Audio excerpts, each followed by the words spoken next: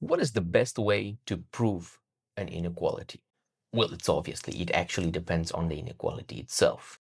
The one that we have proposed here today is one that we will take a really non-standard approach. That is, we will have a surprising result on how we want to prove it. Looking at it, it seems quite untouchable from the start, and maybe the first thing that you would think it's either use Cauchy-Bunyakovsky or other typical inequality and set the terms appropriately and then make a direct proof of this one. We want to take a little bit of a different approach.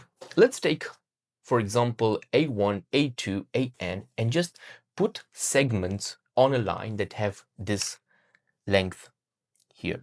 So let's take a segment of length A1, another segment A2, another segment, let's call it A3, and then dots, and at some points we have AN. And then we go up perpendicularly, that's very important, and we take segments of length B1, B2, and Bn. Let's do this one, it's B1, let's make another one, it's B2, another one, this is B3, and then we have dots, and then at the end we have one final segment, it's Bn. We can draw lines which are parallel for every of them here. Let's do this. And we will do exactly the same for the vertical lines here. Right, there's another one, and there's another one right here. And this is it. So now we have very small rectangles here all the way, but the one we are actually interested are actually these ones over here. This one, and we'll take diagonals into every one of them. And the final one is here. And in between here, there's from A4 to AN-1, B4 to BN-1. Well, there are many, many rectangles, and they will look somehow like this. Let's try now to see what we can get actually out of this and how this can really lead us to the conclusion of this inequality. Let's see, this is C1 over here, this is C2 over here, this is C3, and the final one is Cn.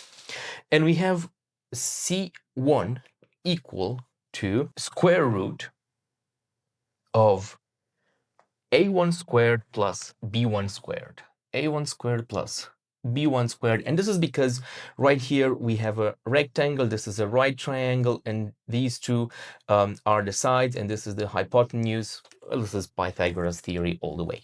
And then we can write it the same for C2. It's the square root of A2 squared plus B2 squared.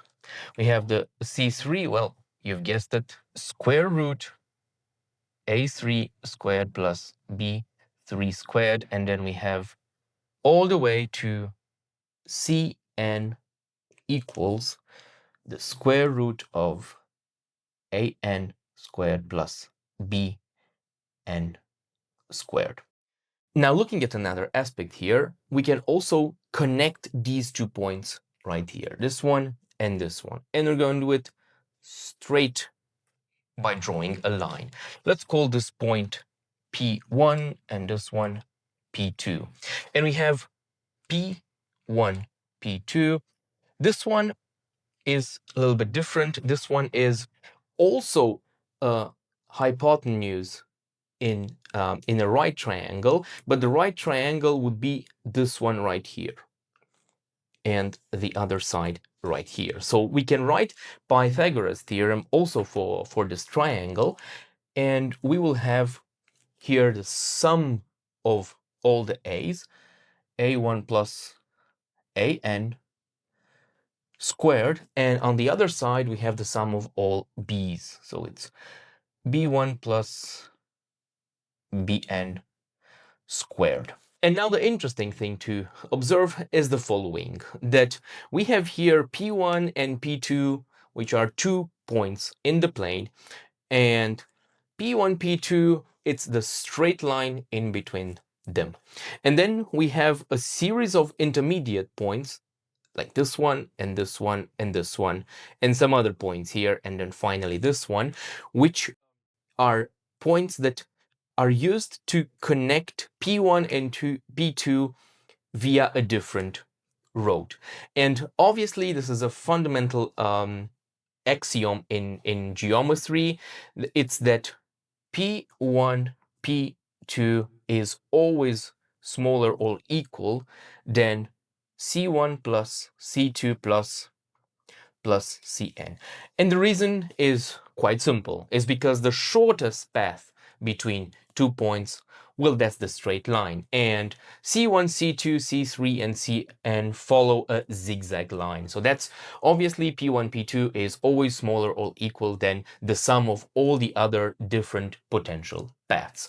And this leads us directly to the conclusion here, because C1, C2, C3, and Cn right over here are exactly these values here, and P1, P2, well, this is exactly this one right over here. And this is quite a surprising, short, and unexpected proof of this inequality right here. What will be the next step? This is not all. We can extend this further to 3-dimension, and instead of having these rectangles right here, we can extend it with C's here, and we would have then cubes here. And then this can be directly extended into 3 dimensions. Stay close and comment, what do you think? Can we extend this to an n-dimensional space? Thank you for watching. Until next time, don't forget to like, subscribe, and comment if you want to see some interesting stuff. Have a good one.